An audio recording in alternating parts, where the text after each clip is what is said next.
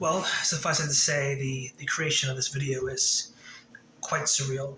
And the reason why I verbalized that it's quite surreal is that I never envisioned creating something like this, but I felt as if it would be quite advantageous to do so merely because of the specific moment in time in which I find myself, a moment in time where there seems to be this chasm of sorts that's between God and myself.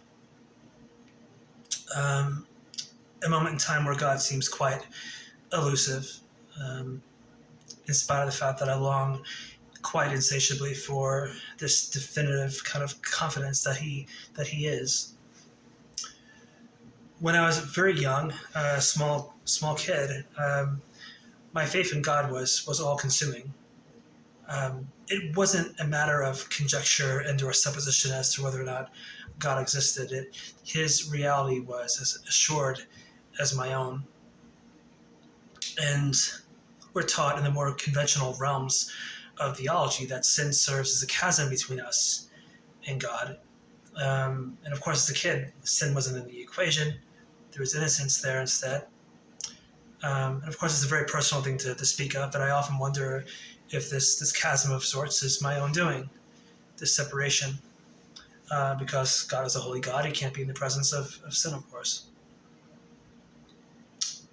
I know that God can reveal himself in a plethora of ways.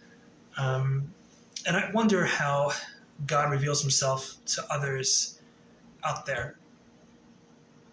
I think for me, I always found confidence in the notion of God existing in things such as the sheer complexity of creation.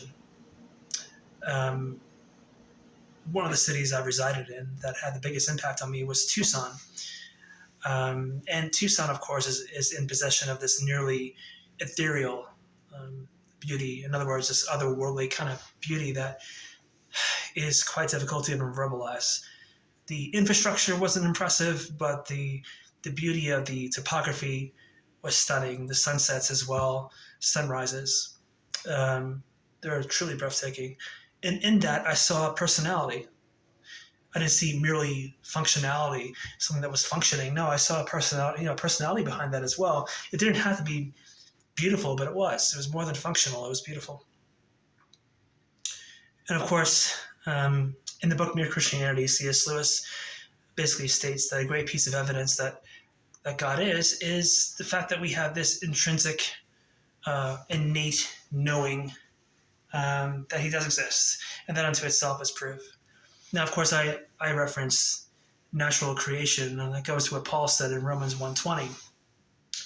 And so, of course, when I read Romans 1:20, it resonated with me in a very powerful way, because even as a small kid, I was thinking along those lines that, creation itself, the beauty of it, the sheer beauty and complexity, reveals who God is. But in a moment such as this, where God does seem quite elusive, I'm wondering how he reveals himself to others. I can convey a quick story that's going to sound trivial, perhaps, to a lot of people out there, but I think it's important that I express it, because I think it shows that God can employ any methodology in which he chooses to reveal himself. I identified as agnostic for quite a copious amount of time for a multitude of reasons. I was in pain, essentially, and didn't really see God, and for that reason I felt as if he wasn't there, something that I'm kind of going through now, to be frank. But whatever the case is, I decided to go to church again, and I knew I had to buy a Bible because I was going to attend a non-denominational church. Now, by definition, non-denominational, but the reality is it functioned very much like a Pentecostal church, the church in which I was raised. And so I knew a Bible was a prerequisite of attending the service. This wasn't liturgical in any way. It wasn't like the Lutheran or Catholic service where you can follow a bulletin. So I bought a Bible, opened the Bible for the first time in years, many years, actually, if I'm to be honest. And the first place I opened the Bible to was the very first page of the book of Joel, the prophet that I was named after. And that may seem trivial to others out there, but the mathematical probability of that just seems very low. And to me, it was a way of God saying, I truly am omnipresent. I truly am omniscient. I know all. I see you in this moment of time coming back to me, and I'm honoring that. And I see you. I see you, Joel. And it was like coming full circle. Going from that little boy who was so close to Jesus to him recognizing me now as a grown man, coming back. And it meant quite a bit to me. It did. And there's other ways as well. I've longed quite insatiably for peace, and I recall going to a church service in West Virginia, and there was a moment where in this congregation, I felt the Holy Spirit pretty powerfully, and I had a woman by the name of Mildred come up to me and say, "If God told me to tell you that the peace that you're feeling right now can be found in me at all times." And I don't believe this woman was privy or cognizant of what I was going through in my life and how much I longed for peace and craved it in this very powerful way. So what I'm trying to establish is I've had my moments in life where I feel like God was trying to reveal himself. But the creation of this video exemplifies and illustrates quite adequately how much I'm longing for that again. And I thought a good way to kind of create a stronger foundation in my faith is to learn about how God revealed himself to all of you. There's nothing special about me at all. And so if he was able to reveal himself to me, certainly he reached out to you as well. And I'm wondering how he did. And I thought this video could be powerful because if we kind of have like a myriad of comments under the video that kind of express about how God revealed himself to them as well, this video might find someone like myself who's looking for evidence of sorts and finds that evidence in the comments below, or maybe a story that I told, which might sound, again, inconsequential or trivial by nature, but can still have an impact nonetheless. I had posed a question to a Lutheran pastor where he found his source of confidence. What gave him this assurance that God wasn't this intellectual concept that was created to pacify the fear most have of death. I say most because I have no fear of death at all. I do fear the dying process. I fear some kind of neurological injury because the brain is the essence of who it is we are. And if we compromise that, we compromise who it is we are simultaneously. I fear not being able to breathe, things such as this. So I fear the dying process, but the notion of death actually appeals to me. I'm not afraid of it at all. So what he conveyed to me essentially was where he kind of drew his confidence was the behavior of the disciples upon the death of Christ. Now that makes complete sense to me, actually.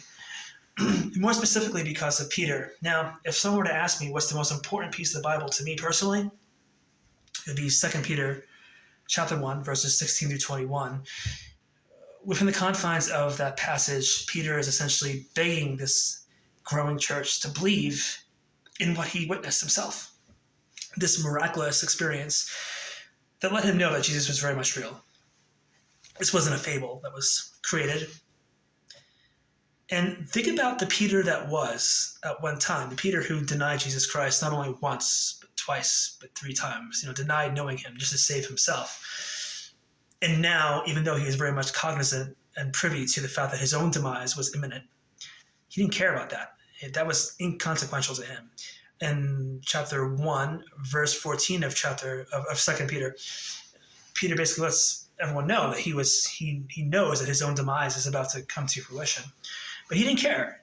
And I would think to myself, well, how did that transformation manifest? I think the greatest answer to that is the 40 days that manifested after the death of Christ. Of course, he walked amongst us in the risen form after his death. There was 40 days where he was on the earth after he was crucified, which I think is the most mysterious part of the Bible. Of course, so little of it is mentioned. But Peter saw this. Peter walked amongst the risen Christ. I mean, he knew that he was God at this point. He knew that his own death was just a bridge to Jesus. That's all it was. So, of course, at that point, he was assured of this. So I guess what I'm saying essentially is that really resonates with me, the notion of the behavior of the disciples. But, in spite of that, I'd be lying if I were to say I don't still have these reservations and these doubts and these fears. Look, I've had spiritual experiences throughout my life. I was raised in the Pentecostal church, which is incredibly informal. And I've had others judge me in a negative light for not clapping or raising hands. And to some people, that's indicative of not loving or worshiping God. Some people are more introverted by nature and they can worship God internally. There's a more internal dialogue taking place between yourself and God. And I think that's why I love the Lutheran Church so much, in part because it marries Protestant theology of a Catholic form of worship. And that form of worship really gives God all the pomp and circumstance he deserves. Now, I know God loves all praise, he loves all worship. So I'm not saying one is better than the other. I'm just saying that it resonates with me more. So certainly found beauty in the Lutheran Church, especially in the Missouri Synod branch of the church, which has more of a formal worship style as opposed to the ECLA.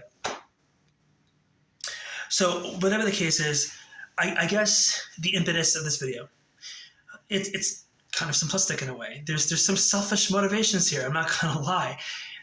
This is a man who wants so badly to hear about others' experiences. Hey, I experienced this and I experienced that. This is how God kind of spoke to me. And in learning of those experiences, it gave me the confidence that I long for so much.